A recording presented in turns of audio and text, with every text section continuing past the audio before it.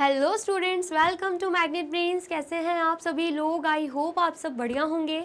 आज की video start करने से पहले मैं आपको बता देती हूँ, मैग्नेट ब्रेन्स आपको प्रोवाइड कराता है free of cost quality education from class के टू क्लास 12। जी हाँ, सही सुना आपने। किंडरगार्टन से लेकर क्लास 12 तक की कराई जाती है आपको कंप्लीट एजुकेशन, वो भी फ्री ऑफ कॉस्ट प्रोवाइड। तो करना क्या है, आपको यूट्यूब चैनल पर जाना है एंड कर देना है मैग्नेट ब्रेन्स को सब्सक्राइब, जहाँ पर आपको सीबीएसई बोर्ड से लेकर अदर स्टेट बोर्ड जैसे कि UP board, MP board, Bihar board जैसे कोर्सेज भी अवेलेबल हैं। यहाँ तक कि आपको प्रैक्टिस क्वेश्चंस भी यहाँ पर सॉल्व कराए जाते हैं। E books and e notes की जो लिंक है आपको डिस्क्रिप्शन बॉक्स में मिल जाएगी। तो करते हैं आज की वीडियो स्टार्ट। मेरा नाम है हर्षमित कौर एंड मैं हूँ आपकी मैथ्स फैकल्टी। तो आज हम क्या पढ़ने वाले हैं?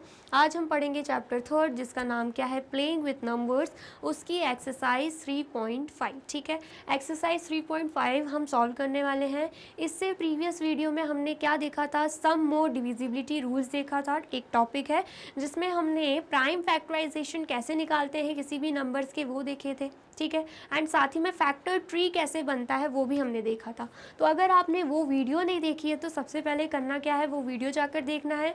वो वीडियो समझ में आए तो उस वीडियो को लाइक, कमेंट एंड शेयर करना है एंड देन फिर एक्सरसाइज 3.5 पर आ जाना है।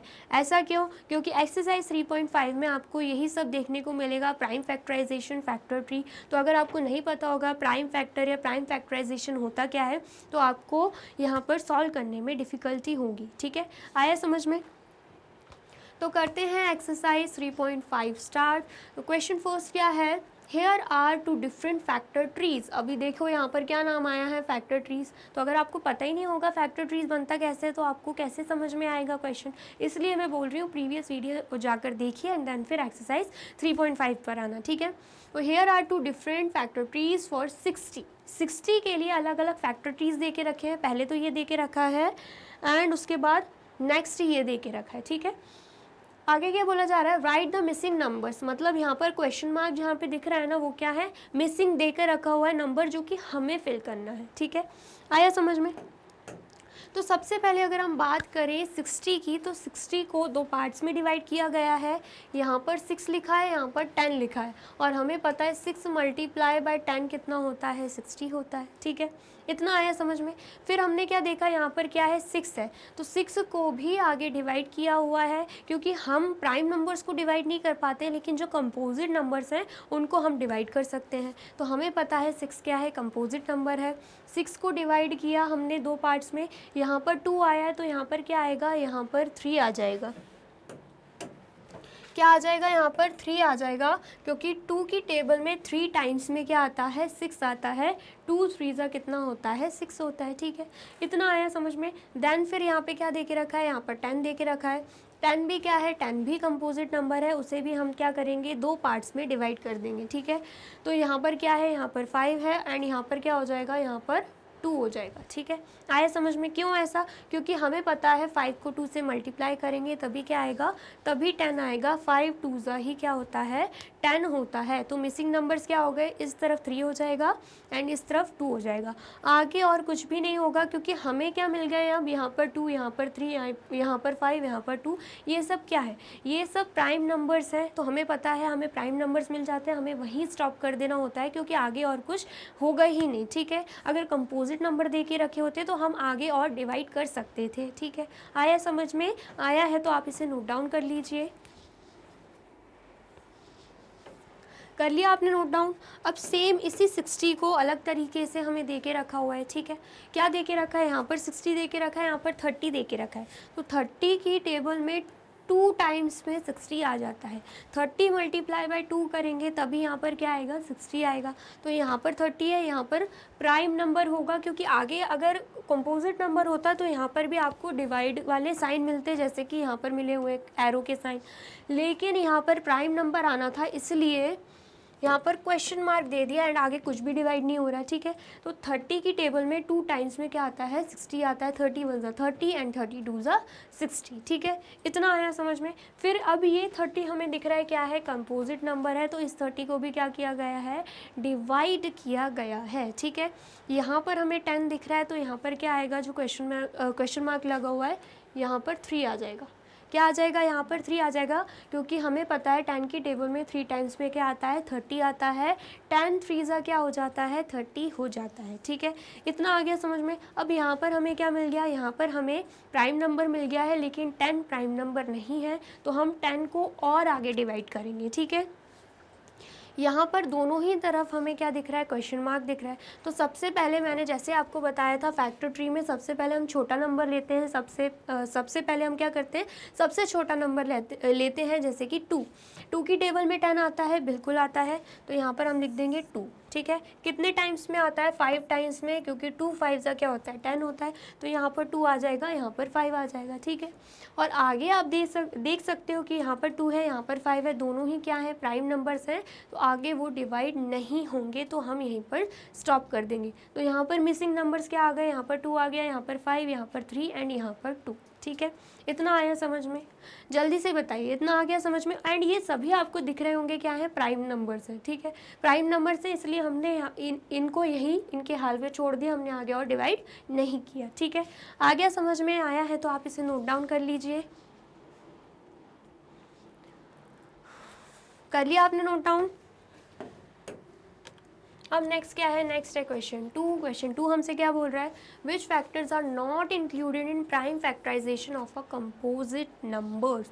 क्या बोला जा रहा है कि कौन से फैक्टर्स हैं जो कि प्राइम फैक्टराइजेशन मेथड में ऑफ अ कंपोजिट नंबर, जो कंपोजिट नंबर होता है उसके प्राइम फैक्टराइजेशन मेथड में यूज़ नहीं होते। ऐसे कौन से नंबर्स होते हैं, the factors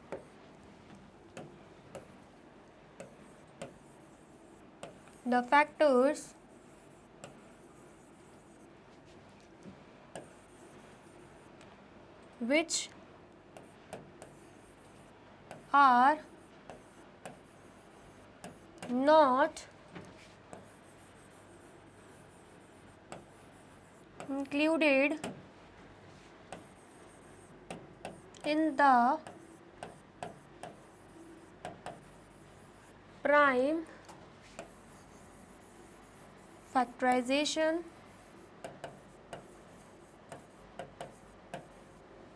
prime factorization of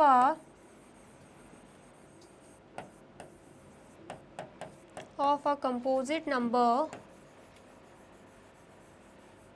are, कौन से रहेंगे वो फैक्टर, सबसे पहले तो 1 and the number itself। एक तो 1 रहेगा, एक तो वही नंबर रहेगा जिसका हम क्या निकाल रहे हैं, प्राइम फैक्टराइजेशन निकाल रहे हैं।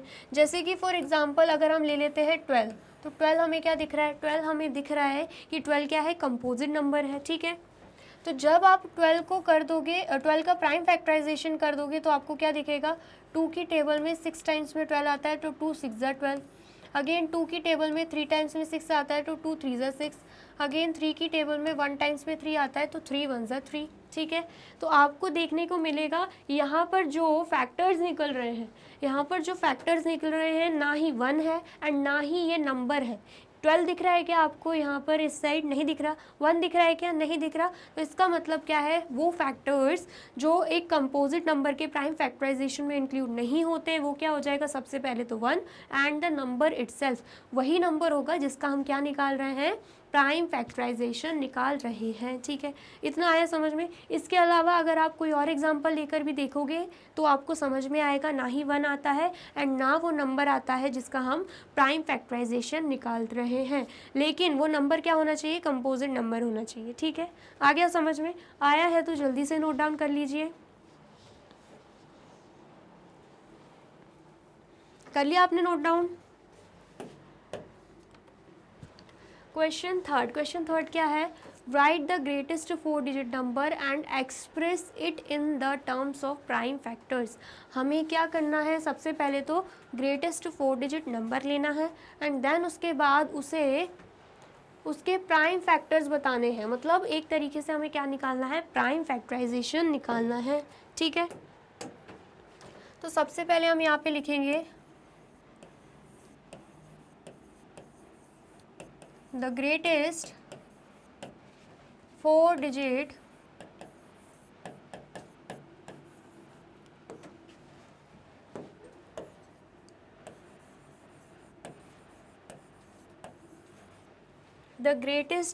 Digit number is 9999। ठीक है, ग्रेटेस्ट 4 डिजिट नंबर क्या होता है आपको अच्छे से पता होगा, प्रीवियस क्लासेस में भी आपने पढ़ा होगा 9999। ठीक है, इतना आया समझ में। अब इसका हमें क्या निकालना है, प्राइम फैक्टराइजेशन निकालना है। ठीक है, तो अगर हम 9999 का प्राइम फैक्टराइजेशन निकालते हैं तो सबसे पहले हम देखेंगे 2 की टेबल में आता है कि नहीं। तो आप 2 से डिवाइड करके देखोगे तो आपको समझ में आएगा रिमाइंडर बच रहा है, और अगर रिमाइंडर बच रहा है तो मतलब 9999 2 की टेबल में नहीं आता है। ठीक है, देन फिर क्या करोगे आप 3 की टेबल से डिवाइड करके देखोगे, अगर रिमाइंडर 0 बच रहा है इसका मतलब क्या है 3 की टेबल में 9999 आता है। ठीक है, तो 3 की टेबल में 9999 आता है। 3 3 ज़ा 9, 3 3 ज़ा 9, 3 3 ज़ा 9, 3 3 ज़ा 9। ठीक है, आया समझ में। डिवाइड करके देखना है तो आप डिवाइड करके भी देख सकते हो। 3 से डिवाइड करेंगे तो 3 3 ज़ा 9, माइनस करेंगे यहाँ पे 0, देन 9 उतारेंगे, देन अगेन 3 3 ज़ा 9, माइनस करेंगे यहाँ पे 0, देन 9 उतारेंगे, 3 3 ज़ा 9, माइनस करेंगे यहाँ पे 0, देन उसके बाद 9 उतारेंगे, देन अगेन 3 3 ज़ा 9, माइनस करेंगे, यहाँ पे क्या बच रहा है 0 बच रहा है, रिमाइंडर क्या आ रहा है, रिमाइंडर हमारा 0 आ रहा है। एंड इसका मतलब क्या है, 3 को जब हम 3 से मल्टीप्लाई करेंगे तो आंसर क्या आएगा 9999। ठीक है, आ गया समझ में। अगेन क्या होगा, क्या ये 3 3 3 3 3 की टेबल में आता है, तो फिर से आप डिवाइड करके देखोगे 3 3 3 3 को 3 से, तो आपको समझ में आएगा अगर रिमाइंडर 0 बच रहा है तो आता है। ठीक है, तो जब हम 3 से डिवाइड करेंगे तो आंसर क्या आएगा 1111। ठीक है, मतलब क्या है 3 को जब हम 1111 से मल्टीप्लाई करेंगे तो आंसर क्या आएगा 3333। ठीक है, आ गया समझ में। अब हम देख लेते हैं 1111 3 की टेबल में आएगा तो आप डिवाइड करके देखना, आपको नहीं मिलेगा। देन आप देखोगे 4 की टेबल में आएगा तो आपको वहाँ भी नहीं मिलेगा। 5 की टेबल में आएगा तो आपको वहाँ पर भी आंसर नहीं मिलेगा, मतलब रिमाइंडर आपका बचेगा। ठीक है, देन आप 6 की टेबल में देखोगे तब भी नहीं आ रहा है, देन उसके बाद 7 की टेबल में देखोगे तब भी नहीं आ रहा होगा, एंड देन उसके बाद 8 की टेबल में देखोगे तब भी नहीं आ रहा होगा ये 1111। 9 की टेबल में देखोगे तब भी नहीं आएगा, 10 की टेबल में देखोगे तब भी नहीं आएगा, एंड देन फिर अगर आप देखते हो 11 की टेबल में तब आपको शायद मिल जाए। ठीक है, करके देख लेते हैं। 11 से डिवाइड करेंगे, 11 1 ज़ा 11, यहाँ पे 0, देन यहाँ पर 1 आता है, एंड 1 आगे हम डिवाइड नहीं कर सकते तो ये वाला 1 भी नीचे उतारना पड़ेगा। दोनों डिजिट्स जो हैं हमने इकट्ठे उतारी हैं, तो इसलिए हम क्या करेंगे क्वेश्चन में 0 लगा देंगे। देन उसके बाद 11 1 ज़ा 11, माइनस करेंगे, यहाँ पे क्या बच रहा है 0। ठीक है, तो क्वेश्चन क्या आ रहा है 101 आ रहा है। ठीक है, इतना आ गया समझ में। देन उसके बाद हम यहाँ पे लिख देंगे 11 और यहाँ पे लिख देंगे 101। इसका मतलब क्या है, 11 को जब हम 101 से मल्टीप्लाई कर रहे हैं तो हमारा आंसर क्या आ रहा है 1111 आ रहा है। ठीक है, इतना आ गया समझ में। फिर आप आगे डिवाइड करके देखोगे तो आपको समझ में आएगा ये जो 101 है ये भी किसी की टेबल में नहीं आता। इसका मतलब क्या है 101 क्या है, प्राइम नंबर है, तो हम यहाँ पर क्या लिख देंगे 101 1। अब डायरेक्ट क्या होगा, ये प्राइम नंबर है तो डायरेक्ट सिर्फ और सिर्फ खुद की टेबल में ही आएगा। ठीक है, या तो 1 की टेबल में आएगा या तो खुद की टेबल में। तो 1 की टेबल को हम साइड में रखते हैं, जब हम प्राइम फैक्टराइजेशन निकालते हैं तो हमने क्या किया 101 लिया, तो 101 1 ज़ा ही क्या होगा 101 होगा। ठीक है, तो यहाँ पर हम लिख देंगे,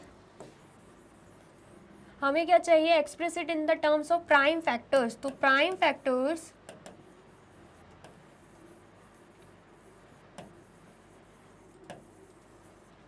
फैक्टर्स ऑफ 9999 आर क्या है 3, देन उसके बाद 11 एंड उसके बाद 101। ये सब क्या है, ये सब प्राइम फैक्टर्स हैं 9 9 9 एंड 9 के। ठीक है, इतना आ गया समझ में? आया है तो आप इसे नोट डाउन कर लीजिए। कर लिया आपने नोट डाउन? और वीडियो अच्छी लग रही है तो आपको क्या करना है, इस वीडियो को लाइक करना है, कमेंट करना है एंड ज़्यादा से ज़्यादा शेयर कर देना है, ठीक है। अब क्वेश्चन 4 देख लेते हैं। क्वेश्चन 4 क्या है? Right the smallest 5 digit number and express it in the form of its prime factors. क्या बोला जा रहा है? अब हमें स्मॉलेस्ट 5 डिजिट नंबर्स लेने हैं एंड फिर उसको प्राइम फैक्टर्स के फॉर्म में एक्सप्रेस करना है, मतलब प्राइम फैक्टराइजेशन निकालना है, ठीक है। तो सबसे पहले हम लिख लेंगे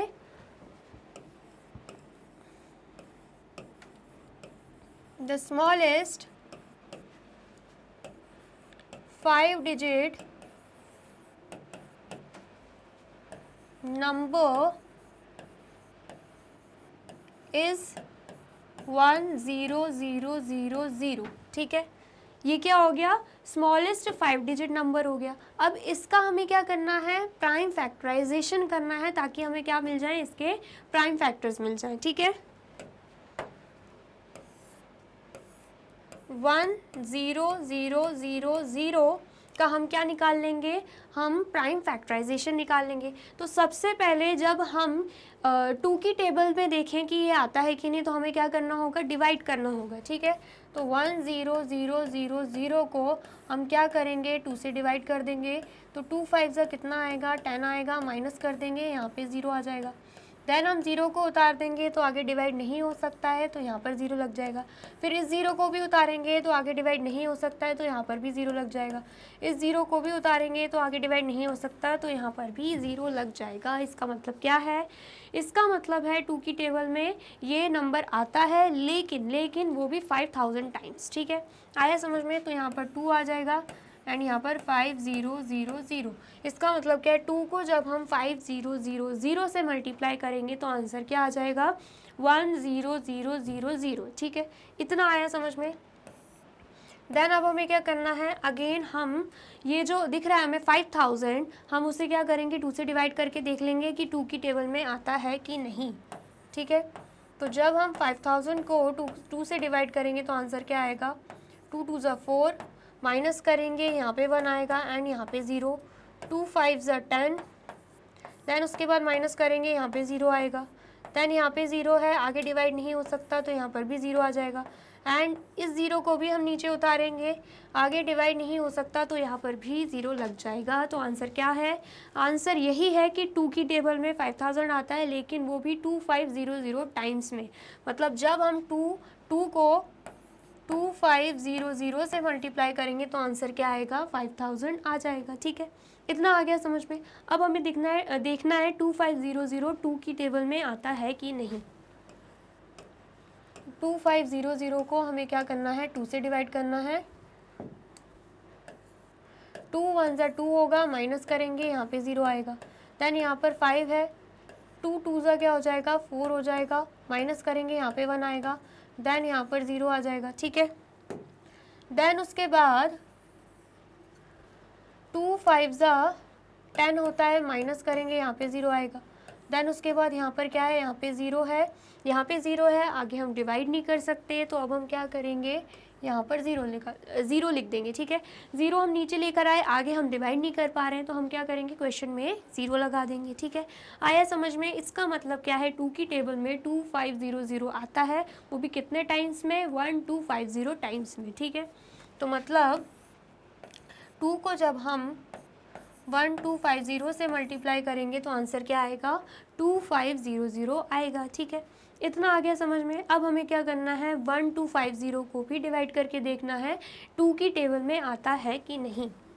तो जब हम 1250 को 2 से डिवाइड करेंगे तो आंसर क्या आएगा? 2 6 ज़ा 12, माइनस करेंगे, यहाँ पे 0 एंड यहाँ पे 5। देन उसके बाद 2 2 ज़ा 4, माइनस करेंगे, यहाँ पे 1 आएगा एंड यहाँ पे 0। देन उसके बाद 2 5 ज़ा 10 और माइनस करेंगे, रिमाइंडर 0 बच रहा है। इसका मतलब क्या है? इसका मतलब है 2 की टेबल में 1250 आता है, वो भी 6 to 5 टाइम्स में। मतलब 2 को जब हम 6 to 5 से करते हैं मल्टीप्लाई तो आंसर क्या आता है? 1250 आता है, ठीक है।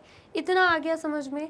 अब इसके बाद हमें देखना है 6 to 5 2 की टेबल में आता है क्या, तो उसके लिए भी क्या करना पड़ेगा? 2 से डिवाइड करना पड़ेगा 6 2 5 को, ठीक है, करके देख लेते हैं।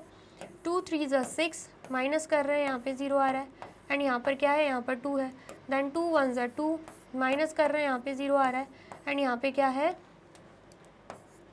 यहाँ पे 5 है। देन उसके बाद 2 2 ज़ा 4, माइनस कर रहे हैं, यहाँ पे 1 आ रहा है। अब आप अच्छे से देख पा रहे होंगे कि यहाँ पर 1 आया है, मतलब रिमाइंडर बच रहा है। इसका मतलब क्या है, इसका मतलब यही है कि 6 2 5 2 की टेबल में नहीं आता, ठीक है। इतना आ गया समझ में। अब 2 की टेबल में नहीं आता तो 3 की टेबल में देख लेते हैं आता है कि नहीं। उसके लिए भी क्या करना पड़ेगा, डिवाइड करना होगा 6 2 5 को 3 से। तो 3 2 ज़ा 6 होता है, माइनस करेंगे, यहाँ पे 0, देन यहाँ पर 2 आ जाएगा। अब 2 नीचे उतारा है, लेकिन वो डिवाइड नहीं हो रहा है, ठीक है। तो अब हम क्या करेंगे, वो 3 से भी छोटा है इसलिए डिवाइड नहीं होगा, तो हमें 5 को भी उतारना पड़ेगा। अब दोनों नंबर्स एक साथ हमने नीचे उतारे हैं, तो यहाँ पर क्या लग जाएगा, 0, ठीक है। देन उसके बाद क्या होगा, देन उसके बाद हम क्या लिख देंगे, यहाँ पे हमें पता है 3 8 ज़ा 24 होता है, तो 24 लिख देंगे, माइनस करेंगे, यहाँ पे 1 बचेगा। अब यहाँ पे रिमाइंडर बच रहा है, इसका मतलब क्या है, 3 की टेबल में भी 6 2 5 नहीं आता है, ठीक है। ऐसे ही हम क्या करेंगे, 4 की टेबल में करके देखेंगे, क्योंकि 3 के बाद तो नेक्स्ट 4 ही आता है। 4 की टेबल से आप डिवाइड करके देखोगे तो तब भी रिमाइंडर आएगा, एंड 6 2 5 4 की टेबल में नहीं आता। अब हम 5 की टेबल से करके देख लेते हैं। 6 2 5 को 5 से डिवाइड करेंगे तो 5 1 ज़ा 5, माइनस करेंगे तो यहाँ पर 1 आएगा, यहाँ पर 2 उतारा हमने। दैन 5 2 ज़ा यहाँ पे 10 आएगा, माइनस करेंगे, यहाँ पे 2 है, एंड यहाँ पर 5। दैन उसके बाद 5 5 ज़ा क्या हो जाएगा, 25, माइनस किया तो यहाँ पर क्या आ गया, यहाँ पर 0 आ गया। इसका मतलब क्या है, रिमाइंडर 0 बच रहा है। तो 5 की टेबल में 6 2 5 आता है, वो भी कितने टाइम्स में, 1 2 5 टाइम्स में, ठीक है। तो यहाँ पर लिख लेते हैं 5, मतलब 5 को जब हम 1 2 5 से मल्टीप्लाई करेंगे तो आंसर क्या आएगा, आंसर आ जाएगा 6 2 5, ठीक है। इतना आया समझ में। अब उसके बाद देखना है 125 5 की टेबल में आता है कि नहीं। तो आप क्या करोगे, फिर से डिवाइड करके देखोगे तो आपको समझ में आएगा कि 5 25 सा कितना होता है, 125 होता है, एंड रिमाइंडर आपका 0 ही बचेगा, ठीक है। अगेन हमें ये तो पता है 25 5 की टेबल में आता है, 5 मल्टीप्लाई बाय 5 करेंगे तो 25 आएगा। अब 5 क्या है, 5 तो 5 की टेबल में आएगा ही, तो 5 अगेन यहाँ पर लिख देंगे। 5 1 ज़ा 5 होता है, तो यहाँ पर क्या आ गया, 1। तो ये हमने क्या किया है, ये हमने प्राइम फैक्टराइजेशन निकाल लिया है, वो भी स्मॉलेस्ट 5 डिजिट नंबर्स का, ठीक है। अब हमें क्या लिखना है, अब हमें लिख देना है प्राइम फैक्टर्स, ठीक है। तो यहाँ पर हम क्या लिख देंगे,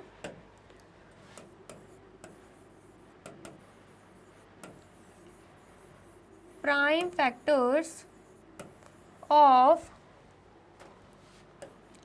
1 0 0 0 0 आर, कौन कौन से प्राइम फैक्टर्स हैं, हमें दिख रहा है 2 कितने टाइम्स है, 4 टाइम्स। तो यहाँ पर हम लिख देंगे 2 2 2 एंड 2, ठीक है। आया समझ में। या फिर हम मल्टीप्लिकेशन फॉर्म में भी लिख सकते हैं, 2 multiply by 2 multiply by 2 multiply by 2। Then उसके बाद हमें 5 भी 5 टाइम्स दिख रहा है, तो यहाँ पर हम लिख देंगे multiply by 5 multiply by 5 multiply by 5 and multiply by 5, ठीक है। इतना आया समझ में। तो ये हमने क्या लिखे हैं, ये हमने 1 0 0 जो कि क्या है, जो कि स्मॉलेस्ट 5 डिजिट नंबर है, उसके हमने प्राइम फैक्टर्स यहाँ पे लिख दिए हैं, जिसमें हमें दिख रहा है कि हर एक नंबर क्या है, प्राइम नंबर है, ठीक है। आ गया समझ में। आया है तो आप इसे नोट डाउन कर लीजिए। कर लिया आपने नोट डाउन। अब नेक्स्ट क्या दे के रखा है, नेक्स्ट हमें क्वेश्चन 5 दे के रखा हुआ है। क्वेश्चन 5 हमसे क्या बोल रहा है, find all the prime factors of 1729 and arrange them in ascending order. सबसे पहले हमें क्या करना है, 1729 के प्राइम फैक्टर्स निकालने हैं, किस मेथड से, प्राइम फैक्टराइजेशन मेथड से। फिर उसके बाद हमें क्या करना है, उसे अरेंज करना है, वो भी असेंडिंग ऑर्डर में। जो भी प्राइम फैक्टर्स निकलेंगे उससे असेंडिंग ऑर्डर में क्या करना है, अरेंज करना है।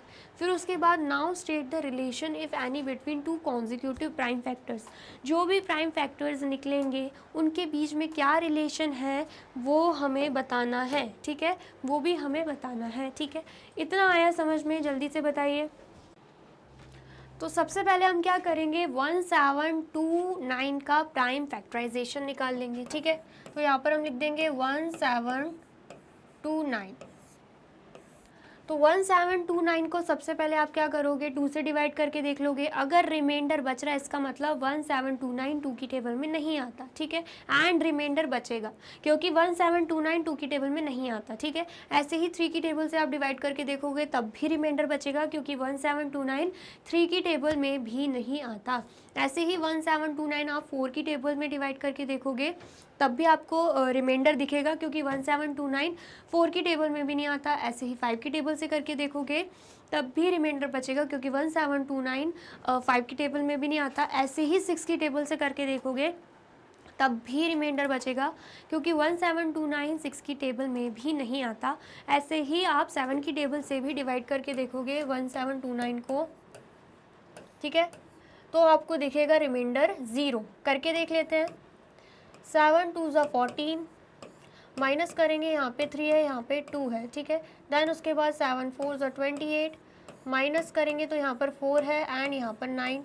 देन उसके बाद 7 7 ज़ा 49, माइनस करेंगे तो यहाँ पर क्या बच रहा है, 0 बच रहा है, ठीक है। तो आंसर क्या आ रहा है, 247। इसका मतलब क्या है, 1729 को जब हम 7 से डिवाइड कर रहे हैं, 7 की टेबल में 247 टाइम्स में क्या आ रहा है, 1729 आ रहा है। मतलब 7 मल्टीप्लाई बाई 247 करते हैं तो आंसर क्या आएगा, 1729 आएगा, ठीक है। अब 247 जो है वो 7 की टेबल में आता है क्या, नहीं आएगा। आप डिवाइड करके देखोगे रिमाइंडर बचेगा। ऐसे ही 8 की टेबल में भी नहीं आएगा, 9 की टेबल में भी नहीं आएगा, 10 की टेबल में भी नहीं आएगा, 11 की टेबल में भी नहीं आएगा, 12 की टेबल में भी नहीं आएगा। देन आप कर लेना डायरेक्ट 247 की टेबल में। 247 को 13 की टेबल से आप डिवाइड कर देना, ठीक है। 7 to 12 तक किसी भी टेबल में अब नहीं आ रहा है क्या, 247। तो अब हम क्या करेंगे, अब हम 13 से डिवाइड करके देखेंगे, ठीक है। तो यहाँ पर क्या आएगा, 13 1 ज़ा 13, ठीक है। माइनस करेंगे तो आंसर क्या आएगा, क्योंकि 13 2 ज़ा क्या होता है, 26 होता है, ठीक है। तो सबसे पहले तो 13 1 ज़ा 13 करेंगे, माइनस करेंगे तो आंसर क्या आएगा, यहाँ पे 9 आएगा एंड यहाँ पर क्या आ जाएगा, यहाँ पर 7 आ जाएगा, ठीक है। 4 में से 3 माइनस करेंगे तो यहाँ पर क्या आएगा, यहाँ पर 1 आएगा एंड 2 में से 1 माइनस करेंगे तो यहाँ पर 1 आएगा, ठीक है। तो 117 हमारा आंसर आ रहा है। अब 13 की टेबल में 117 आता है तो बिल्कुल आता है। 13 को जब आप 9 से मल्टीप्लाई करोगे तो आंसर क्या आएगा, 117 एंड रिमाइंडर 0 बच रहा है। इसका मतलब क्या है, इसका मतलब है जब हम 13 को 19 से मल्टीप्लाई करेंगे तो आंसर क्या आएगा, 247 आएगा, ठीक है। तो 13 को हम क्या कर रहे हैं, 13 को 19 से मल्टीप्लाई कर रहे हैं तो आंसर 247 आ रहा है, ठीक है। अब 19 क्या है, हमें अच्छे से पता है 19 क्या है, प्राइम नंबर है। तो इसका मतलब क्या है, 19 सिर्फ खुद की टेबल में आएगा या फिर 1 की टेबल में। 1 हम लेंगे नहीं तो हम ले लेते हैं 19, 19 1 ज़ा 19 हो जाता है, ठीक है। तो यहाँ पर प्राइम फैक्टर्स क्या निकल रहे हैं, यहाँ पर प्राइम फैक्टर्स क्या निकल रहे हैं वो लिख देंगे, ठीक है। तो यहाँ पर हम लिख देंगे prime factors of 1729 are 7 13 and 19, ठीक है। इतना आ गया समझ में। ये हमने क्या निकाल लिए, प्राइम फैक्टर्स। अब हमसे बोला जा रहा है कि हमें असेंडिंग ऑर्डर में भी अरेंज करना है। तो आप देखोगे आपको समझ में आएगा ये ऑलरेडी असेंडिंग ऑर्डर में अरेंज है। पहले 7 है, देन 13, देन 19, ठीक है। आ गया समझ में। फिर बोला जा रहा है now state the relation if any between 2 consecutive prime factors. 2 consecutive prime factors के बीच में जो ये प्राइम फैक्टर्स निकले हैं उनके बीच में क्या रिलेशन है। तो अगर आप ध्यान से देखोगे आपको समझ में आएगा, जब आप इन दो नंबर को ले रहे हो, इन 2 कॉन्जिक्यूटिव प्राइम फैक्टर्स को ले रहे हो, तो 13 माइनस 7 करोगे तो आंसर क्या आएगा, 6 आएगा। ऐसे ही अगर आप 13 एंड 19 को ले रहे हो तो 19 माइनस 13 करोगे तब भी आंसर क्या आएगा, 6 आएगा। इसका मतलब क्या है, 2 कॉन्जिक्यूटिव प्राइम फैक्टर्स के बीच में क्या रिलेशन है कि उनका डिफरेंस क्या आएगा, 6 आएगा, ठीक है। the difference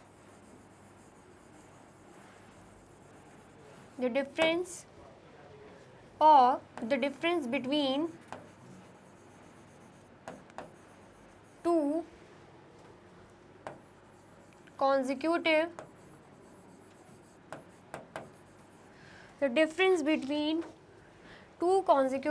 prime factors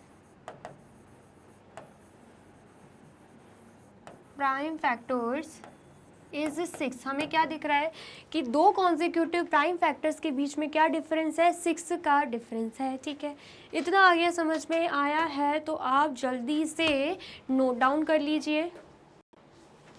कर लिया आपने नोट डाउन? अब नेक्स्ट क्या देके रखा है, नेक्स्ट हमें क्वेश्चन 6 देके रखा है। क्वेश्चन 6 क्या बोल रहा है, the product of 3 consecutive numbers is always divisible by 6। Verify this statement with the help of some examples. हमें एक स्टेटमेंट देके रखी है कि जब भी हम 3 कॉन्जिक्यूटिव नंबर्स लेंगे, ठीक है, एक के बाद एक नंबर लेंगे एंड उनका कर देंगे प्रोडक्ट मतलब मल्टीप्लाई, तो जो आंसर हमें मिलेगा ना वो हमेशा 6 से डिविजिबल होगा, ऐसा हमें बोला जा रहा है। और साथ में बोल रहे हैं कि हमें क्या करना है, एग्जाम्पल्स के थ्रू उसे वेरीफाई करना है। ठीक है, आया समझ में? तो सबसे पहले हम क्या करते हैं, 3 कॉन्जिक्यूटिव नंबर्स ले लेते हैं। सबसे पहला एग्जाम्पल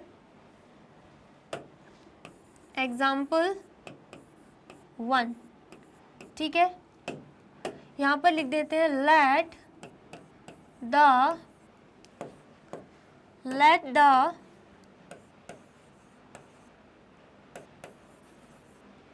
three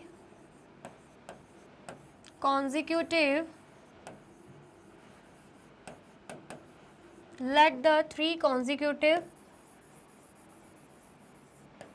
numbers be, कौन कौन से ले लेते हैं हम, 2 ले लेते हैं, 3 ले लेते हैं एंड 4। ठीक है, तीनों ही क्या है, कॉन्जिक्यूटिव नंबर्स हैं क्योंकि 2 के बाद 3 आता है एंड 3 के बाद ही 4 आ जाता है। ठीक है, अगर हम कर देते हैं इनका प्रोडक्ट मतलब 2 मल्टीप्लाई बाय 3 मल्टीप्लाई बाय 4, तो आंसर क्या आ रहा है, 2 3 ज़ा 6 एंड 6 4 ज़ा कितना आ रहा है, 24।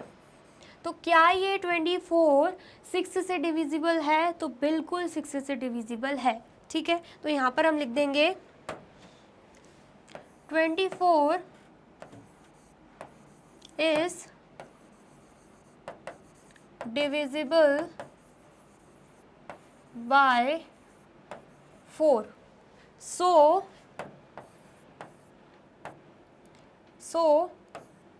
the product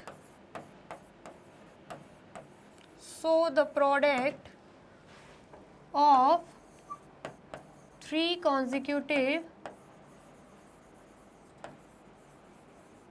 consecutive numbers is always divisible by 6।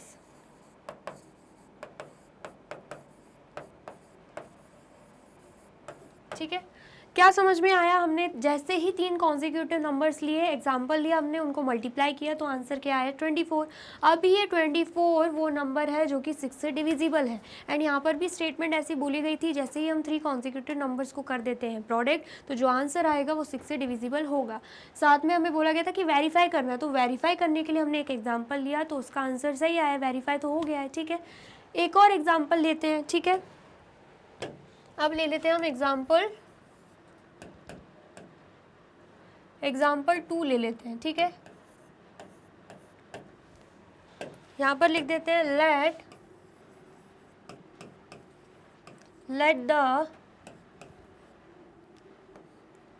let the 3 consecutive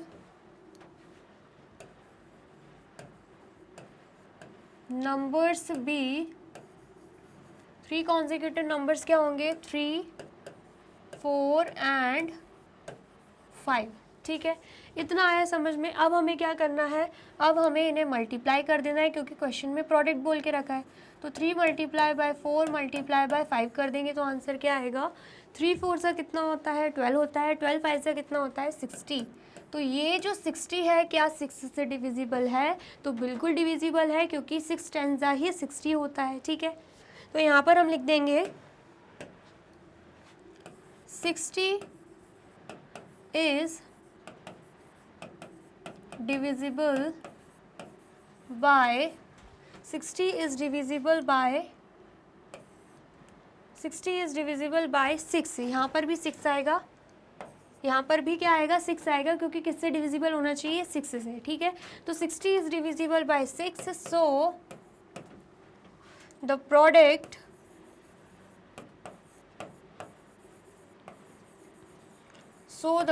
of 3 consecutive numbers is always divisible by 6, ठीक है। तो ये हमने क्या किया, एक और एग्जांपल से वेरीफाई कर दिया है कि जब भी हम 3 कॉन्जिक्यूटिव नंबर्स को प्रोडक्ट कर देंगे, मल्टीप्लाई कर देंगे, तो जो आंसर आएगा वो 6 से डिविजिबल हमेशा होने वाला है, ठीक है। एक एग्जांपल आपको सॉल्व करना है, ये आपके लिए होमवर्क है, एंड कमेंट सेक्शन में बताना आपका आंसर क्या आया है, ठीक है। आ गया, समझ में आया है तो आप इसे नोट डाउन कर लीजिए। कर लिया आपने नोट डाउन? और वीडियो अच्छी लग रही है तो आपको क्या करना है, इस वीडियो को लाइक करना है, कमेंट करना है, एंड ज़्यादा से ज़्यादा शेयर कर देना है, ठीक है। अब देख लेते हैं क्वेश्चन 7। क्वेश्चन 7 हमसे क्या बोल रहा है, the sum of 2 consecutive odd numbers is divisible by 4। अब हमें दूसरी कंडीशन दे के रखिए कि जब हम 2 कॉन्जिक्यूटिव ऑड नंबर्स को क्या कर देते हैं, सम मतलब ऐड, तो वो जो आंसर आएगा वो हमेशा 4 से क्या हो जाएगा, डिविजिबल हो जाएगा, ठीक है।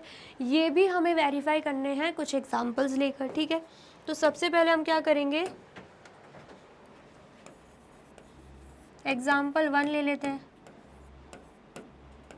ठीक है। तो सबसे पहला एग्जांपल हम ले लेते हैं, लेट द 2 consecutive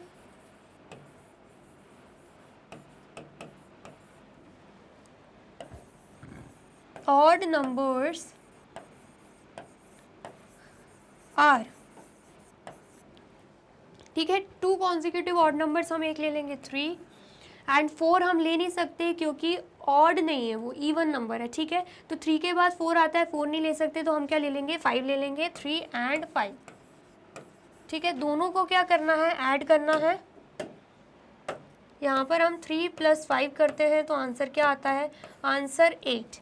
तो क्या ये 8 4 से डिविजिबल है, 2 कॉन्जिक्यूटिव ऑड नंबर्स को हम सम कर रहे हैं, आंसर 8 आ रहा है, क्या ये 8 4 से डिविजिबल है, तो बिल्कुल डिविजिबल है। इसका मतलब क्या, हमने क्या कर दिया, एग्जाम्पल के थ्रू वेरीफाई कर दिया है, ठीक है। तो यहाँ पर हम लिख देंगे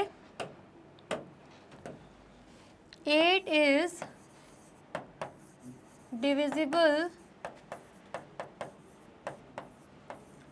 by 8 is divisible by 4, so the sum of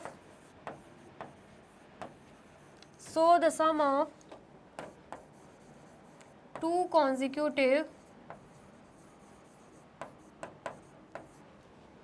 odd numbers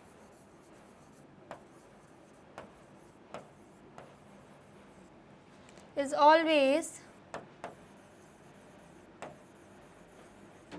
always divisible by 4।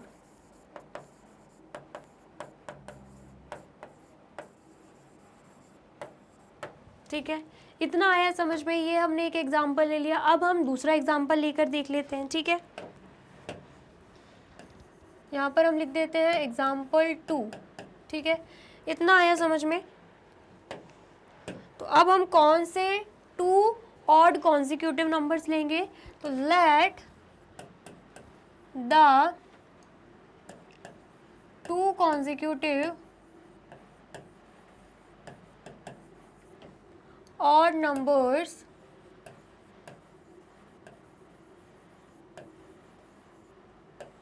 be, क्या ले रहे हैं हम, अब हम ले लेते हैं 5 and 7, क्योंकि 5 के बाद आता है 6, लेकिन 6 ऑड नहीं है, इवन है, तो हम क्या ले लेंगे, 7 ले लेंगे, ठीक है।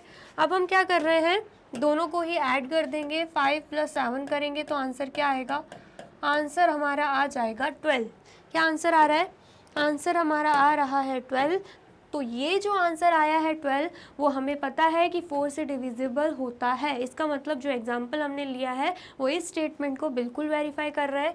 तो यहाँ पर हम लिख देंगे 12 is divisible by 4, so the sum of two consecutive odd numbers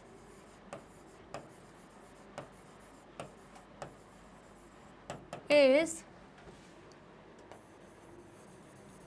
always divisible by 4। ठीक है, आ गया समझ में? आया है तो आप जल्दी से नोट डाउन कर लीजिए। कर लिया आपने नोट डाउन? अब नेक्स्ट देख लेते हैं। नेक्स्ट क्या है? क्वेश्चन 8। क्वेश्चन 8 हमसे क्या बोल रहा है? In which of the following expressions prime factorization has been done. क्या बोला जा रहा है? ये हमें देके रखे हुए हैं नंबर्स एंड ये क्या है? ये इनके प्राइम फैक्टर्स हैं। ठीक है, आया समझ में? तो हमसे बोला जा रहा है, हमें बताना है कि कौन से नंबर्स का प्रॉपर प्राइम फैक्टराइजेशन हुआ है। ठीक है, तो सबसे पहला क्वेश्चन अगर हम देखें 24, तो 24 is equal to 2 multiply by 3 multiply by 4 दे के रखा है। हम ध्यान से देखें तो हमें समझ में आएगा ये 4 क्या है? क्या ये प्राइम फैक्टर है? नहीं, ये क्या है? Composite number. ये प्राइम नंबर नहीं है, ये कंपोजिट नंबर है। इसका मतलब क्या है? 24 का प्राइम फैक्टराइजेशन अच्छे से नहीं हुआ है। तो हम यहाँ पर लिख देंगे 4 इज अ, या हम लिख देंगे 4 is not a prime number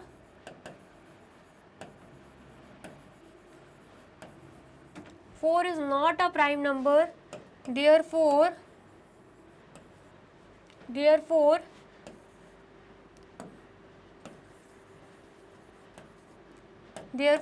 in this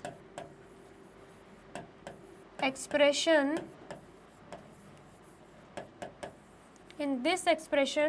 prime factorization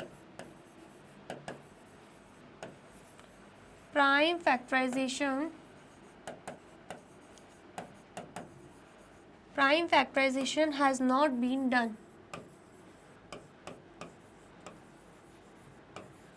ठीक है, क्योंकि जो 4 है वो प्राइम नंबर नहीं है। इसका मतलब क्या है? इसका मतलब है 24 का प्राइम फैक्टराइजेशन नहीं हुआ है। ठीक है, आया समझ में? अब नेक्स्ट देख लेते हैं। नेक्स्ट हमें 56 दे के रखा है। 56 is equal to 7 multiply by 2 multiply by 2 multiply by 2, जिसमें हमें दिख रहे हैं चारों ही क्या है? प्राइम नंबर्स हैं। इसका मतलब क्या है? 56 का प्रॉपर प्राइम फैक्टराइजेशन हुआ है। ठीक है, तो यहाँ पर हम लिख देंगे all the factors of 56 are prime numbers।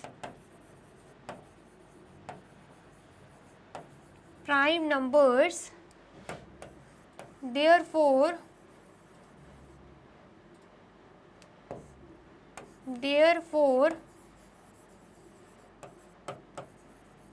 in this expression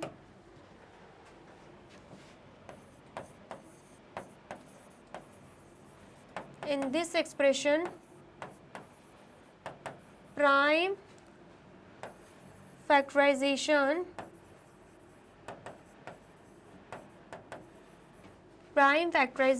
has been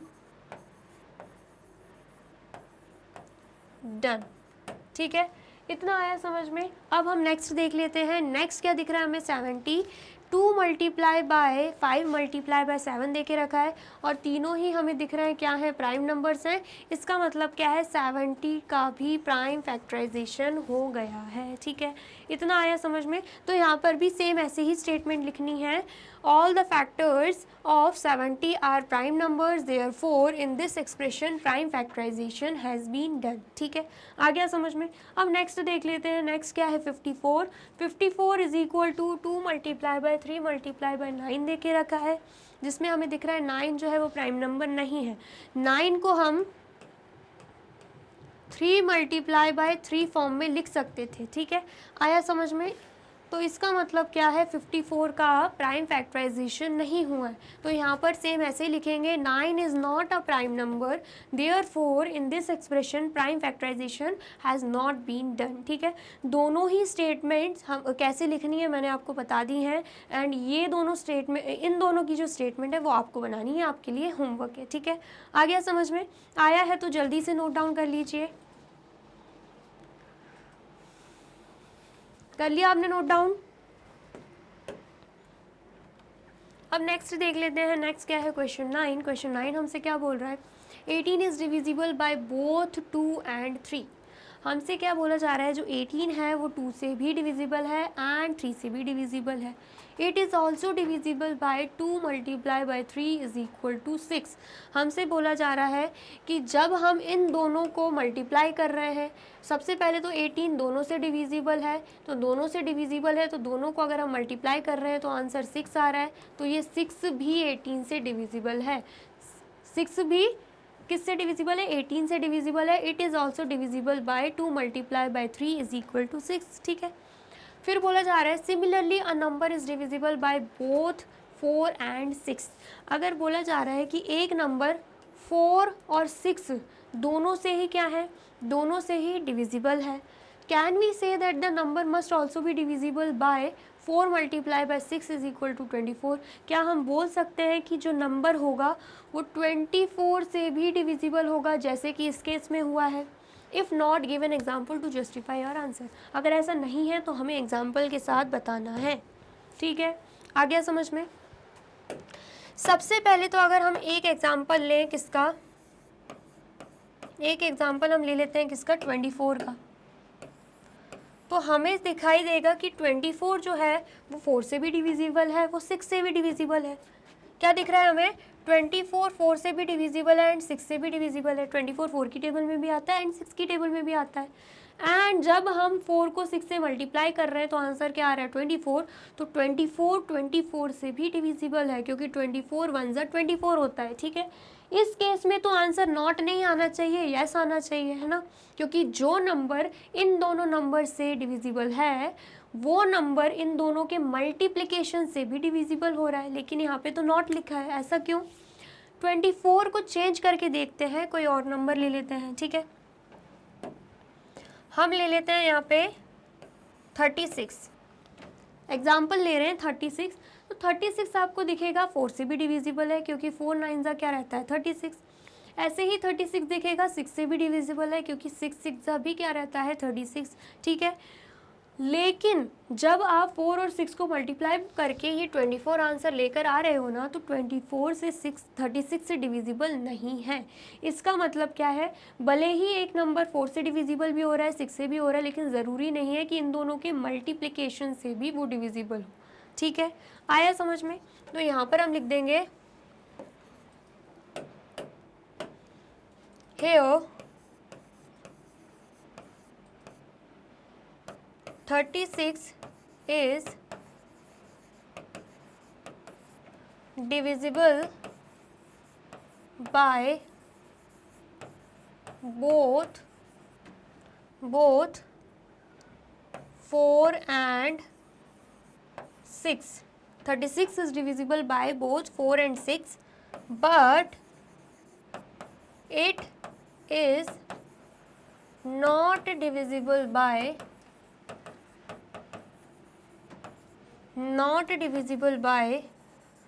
4 multiply by 6 is equal to 24। 24 से ये 36 डिविजिबल नहीं है, तो ये हमने क्या किया, अपने आंसर को जस्टिफाई कर दिया है। ठीक है, आ गया समझ में। ऐसे ही अगर हम कोई और एग्जांपल लेते हैं, कोई और एग्जांपल ले लेते हैं हम, क्या एग्जांपल ले लेते हैं, 60 ले लेते हैं। ठीक है, तो आपको दिखेगा 64 से भी डिविजिबल है। कैसे? 60 को डिवाइड करके देखो, 4 1 ज़ा 4, माइनस करेंगे यहाँ पे 2, यहाँ पे 0 आता है, देन 4 5 ज़ा 20, तो यहाँ पे क्या आ जाएगा? माइनस आ जाएगा, 0 आ जाएगा। ठीक है, माइनस करने पे 0 रिमाइंडर बच रहा है, मतलब 4 को 15 से मल्टीप्लाई करने पे आंसर क्या आता है? 60। इसका मतलब क्या है? 64 से डिविजिबल है। साथ ही में हमें ये भी पता है 60 जो है वो 6 से भी डिविजिबल है, क्योंकि 6 10 क्या होता है? 60 होता है। मतलब ये जो नंबर 60 है वो 4 से भी डिविजिबल है, वो 6 से भी डिविजिबल है। ठीक है, लेकिन क्या ये 60 इन दोनों के मल्टीप्लिकेशन मतलब 24 से डिविजिबल है क्या?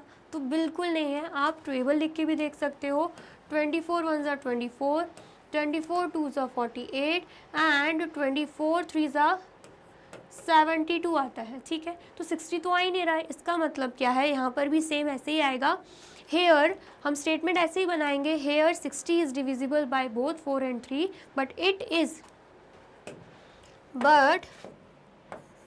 it is not divisible by 4 multiply by 6 is equal to 24। ठीक है, आया समझ में? तो एक एग्जाम्पल हम 60 का भी ले सकते हैं। क्वेश्चन में आपसे अगर एग्ज़ाम में आपसे पूछा जाए तो आप 60 36 या और कोई भी एग्जाम्पल आपके दिमाग में आ रहा है तो वो ले सकते हो अपने मन से, लेकिन स्टेटमेंट यहाँ पे वेरीफाई नहीं होती है। कुछ कंडीशंस में हो जाती है, जैसे कि 24 का भी एग्जाम्पल लिया था मैंने। ठीक है, लेकिन कुछ कंडीशंस में वो अप्लाई नहीं होती हैं। ठीक है, लेकिन यहाँ पे ऑलवेज़ की अगर हम बात करें तो ऑलवेज़ डिविजिबल तो नहीं होता, किसी किसी केस में डिविजिबल हो रहा है 24 से, लेकिन कुछ केसेस में नहीं हो रहा है, इसलिए हम जस्टिफाई हम नहीं करेंगे, वेरीफाई नहीं करेंगे स्टेटमेंट को। ठीक है, आ गया समझ में? आया है तो जल्दी से नोट डाउन कर लीजिए। कर लिया आपने नोट डाउन? और वीडियो अच्छी लग रही है तो आपको क्या करना है? इस वीडियो को लाइक करना है, कमेंट करना है एंड ज़्यादा से ज़्यादा शेयर कर देना है। ठीक है, क्वेश्चन 10 क्या है? क्वेश्चन 10 हमसे बोल रहा है I am the smallest number. ठीक है, सबसे स्मॉलेस्ट नंबर हूँ, हैविंग 4 डिफरेंट प्राइम फैक्टर्स, और बोला जा रहा है कि मैं सबसे स्मॉलेस्ट नंबर हूँ एंड मैं मतलब मेरे जो फैक्टर्स हैं वो क्या हैं? 4 अलग अलग प्राइम फैक्टर्स हैं। ठीक है, कैन यू फाइंड मी? क्या आप मुझे फाइंड कर सकते हो? ठीक है, एक कंडीशन दे के रखी है तो हमें इसे सॉल्व करना है। सबसे स्मॉलेस्ट नंबर हूँ बोला जा रहा है एंड ये भी बोला जा रहा है कि मेरे अलग अलग प्राइम फैक्टर्स हैं। ठीक है, तो सबसे छोटा प्राइम फैक्टर 2 होता है, उसके बाद 3 होता है। ठीक है, उसके बाद 5 होता है, 1 नहीं होता है, 1 ना प्राइम होता है ना कंपोजिट होता है। 2 प्राइम फैक्टर है, 3 है, 4 नहीं है, 4 कंपोजिट नंबर है। देन उसके बाद 5 है, देन 6 भी कंपोजिट नंबर है, तो उसके बाद 7 है। ठीक है, हम क्या कर देंगे? इनको मल्टीप्लाई कर देंगे। इन सभी प्राइम फैक्टर्स को हम क्या कर रहे हैं? मल्टीप्लाई कर रहे हैं। तो 2 3 ज़ा क्या आ रहा है? 6 एंड 6 5 ज़ा क्या आ रहा है? 30 एंड 30 को जब हम 7 से मल्टीप्लाई करेंगे तो आंसर क्या आएगा? 210। तो मतलब क्या है? जिस स्मॉलेस्ट नंबर की यहाँ पे बात हो रही है वो क्या है? 210। ठीक है, तो यहाँ पर हम लिख देंगे 210 is the smallest number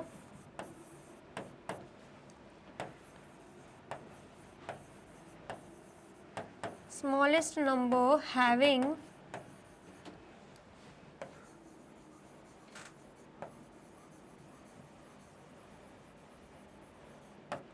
4 different prime factors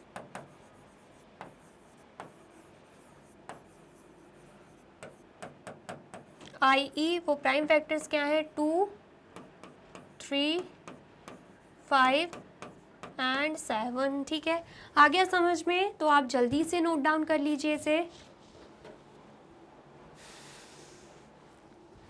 कर लिया आपने नोट डाउन? तो यहाँ पे होती है हमारी वीडियो कंप्लीट। वीडियो अगर आपको अच्छी लगी है तो आपको क्या करना है? इस वीडियो को लाइक करना है, कमेंट करना है एंड ज़्यादा से ज़्यादा शेयर कर देना है एंड देन फिर जाना है यूट्यूब चैनल पर एंड कर देना है मैग्नेट ब्रेन्स को सब्सक्राइब। ठीक है, ये रही हमारी एप्लीकेशन, ये रही हमारी वेबसाइट एंड ये रहे हमारे टॉप कोर्सेज़ जो आपको प्रोवाइड कराते हैं free of cost quality education. E books and e notes की जो लिंक है आपको डिस्क्रिप्शन बॉक्स में मिल जाएगी। एंड ये रहे हमारे अदर सोशल मीडिया प्लेटफॉर्म जैसे कि YouTube, Facebook, Instagram, Telegram, WhatsApp, Twitter. आप इन पे भी जाके विजिट कर सकते हैं एंड कर सकते हैं मैग्नेट ब्रेन्स को फॉलो। अब इससे नेक्स्ट वीडियो में मैं आपको क्या पढ़ाने वाली हूँ ये जानने के लिए करना क्या होगा, यूट्यूब चैनल पर जाके कर देना होगा मैग्नेट ब्रेन्स को subscribe. Thank you so much.